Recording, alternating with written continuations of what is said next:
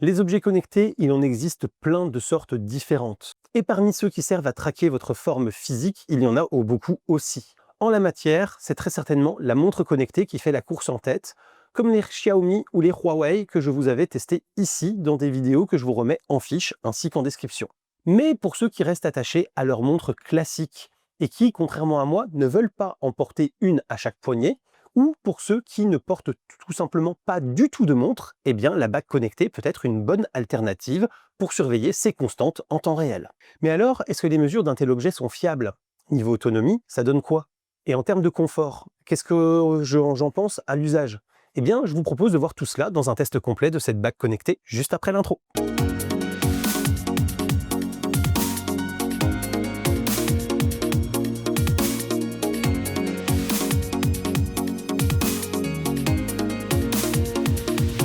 Bonjour à toutes et à tous et bienvenue dans cette nouvelle vidéo consacrée à l'univers des nouvelles technologies et aujourd'hui plus particulièrement à celui de la surveillance physique et de la santé connectée avec le test de la bague connectée Rincon Gen 2 de Rincon. Et restez bien jusqu'au bout car un code promo vous permettra de l'acheter à moins cher si vous souhaitez l'acquérir. Mais avant tout, si vous aimez cette vidéo et mon contenu, pensez au clap, le commentaire, le like, l'abonnement et le partage.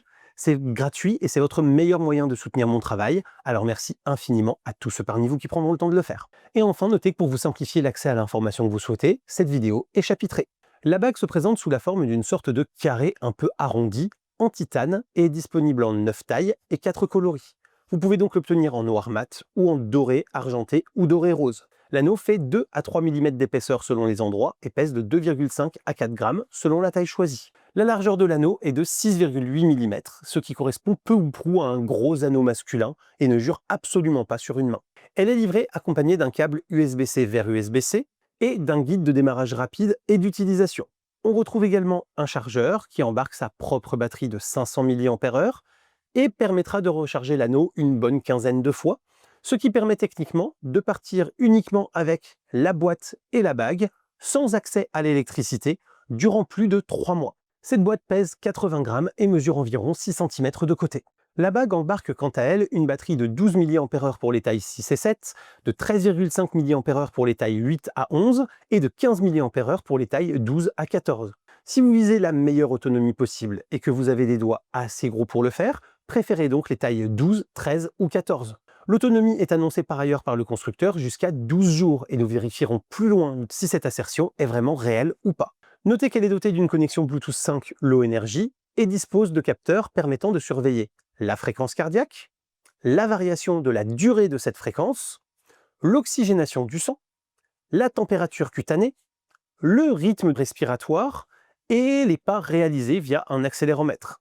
L'ensemble de ces mesures permet un suivi précis du sommeil, de l'apnée du sommeil, de l'activité quotidienne, du niveau de stress et même des cycles menstruels pour mesdames. Tous ces capteurs se trouvent sur la face interne et sont sertis dans une résine époxy annoncée comme étant de qualité médicale. Notez que la bague ne dispose ni d'un écran, ni d'un système de vibration, mais qu'elle est certifiée IP68. Elle est donc tout à fait étanche et également certifiée jusqu'à 10 ATM. Vous pouvez donc la garder pour faire de la natation, de la voile ou tout sport aquatique, ou même simplement pour prendre votre douche ou vous laver les mains.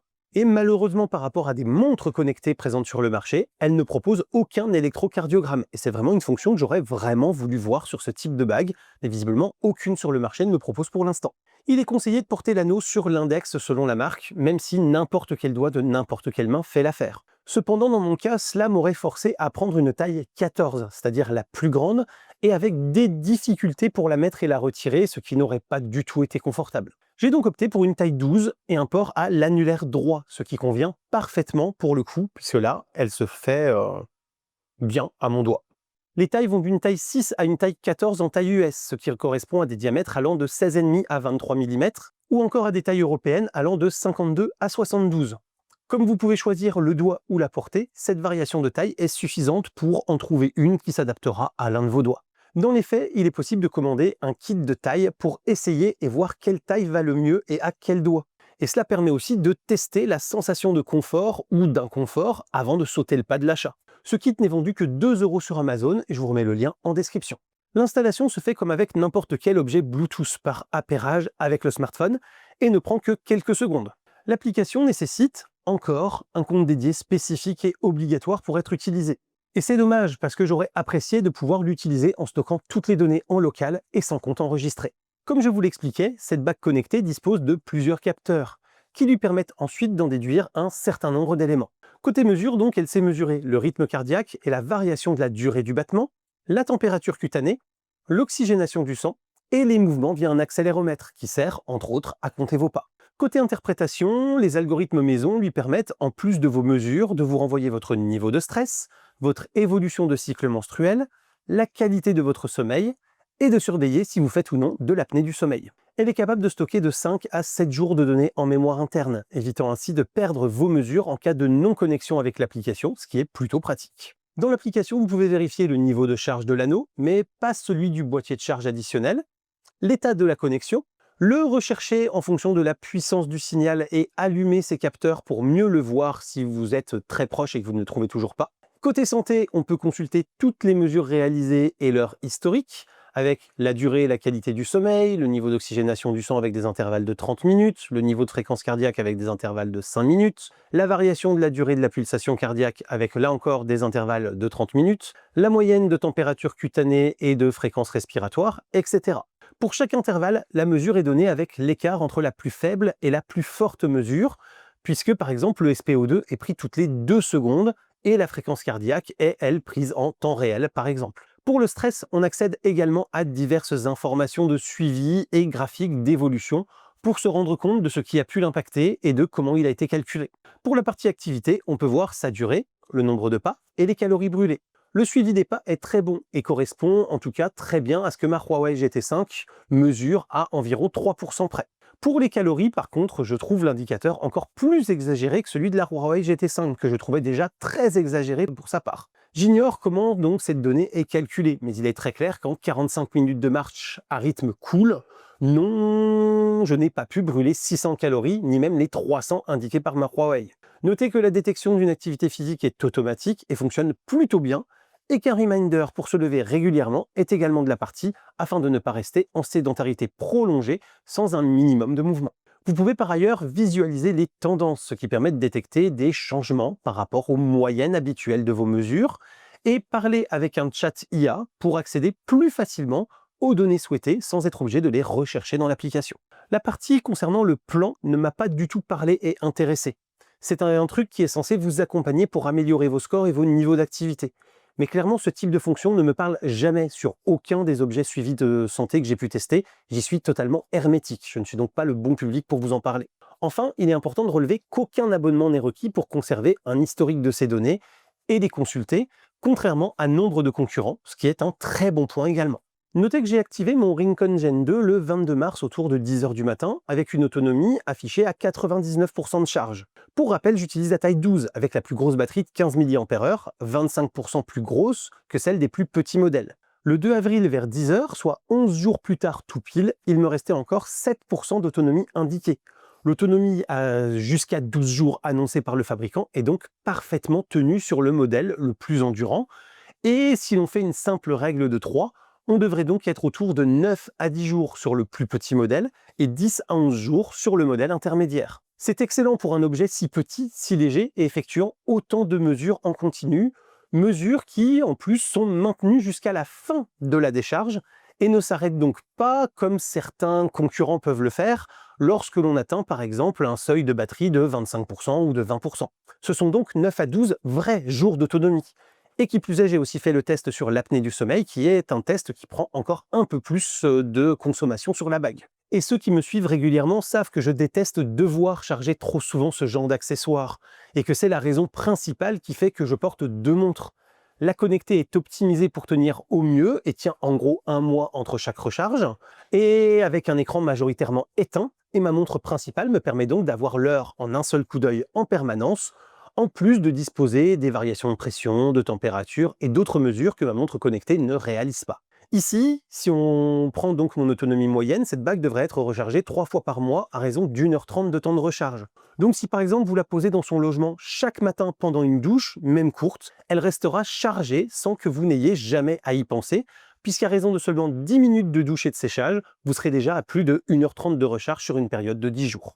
Il reste maintenant à voir à qui s'adresse cette bague, puisqu'en l'état, elle ne propose rien de plus qu'une simple montre connectée, tout en offrant moins de possibilités. On n'a pas de tracking GPS, pas de prise d'appel, pas de gestion des notifications, pas de musique en stand-alone, pas de paiement NFC, etc., qui sont autant de fonctions qui sont remplies par des montres telles que ma Huawei GT5. Donc pour moi, il peut y avoir 3 cibles pour ce type de produit. Tout d'abord, ceux qui n'ont pas et ne veulent pas de montre connectée, car ils sont attachés à leur garde-temps et ne veulent pas, comme moi, porter de montre, mais souhaitent quand même un suivi de leur constante. Dans ce cas, cet anneau saura faire le job, qui est de suivre votre activité, votre stress, votre sommeil, etc., de façon efficace et discrète. Ensuite, il y a ceux qui ne veulent pas du tout porter de montre, mais qui veulent, là encore, obtenir un suivi quotidien de leur sommeil et de leur activité.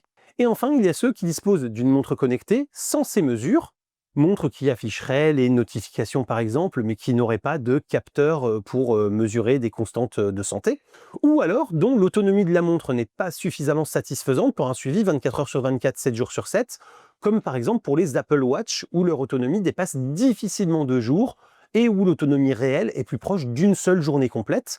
Et bien là, au moins, vous avez une autonomie de 10 douzaines de jours, sans devoir penser à recharger tous les jours. Proposée à 349 € et ne nécessitant aucun abonnement, la Rincon Gen 2 n'est clairement pas donnée, mais reste très bien placée sur le marché pour ce type de produit. En effet, si on regarde un tout petit peu la concurrence, Samsung est à 449 €, mais ne propose que 6 à 7 jours d'autonomie.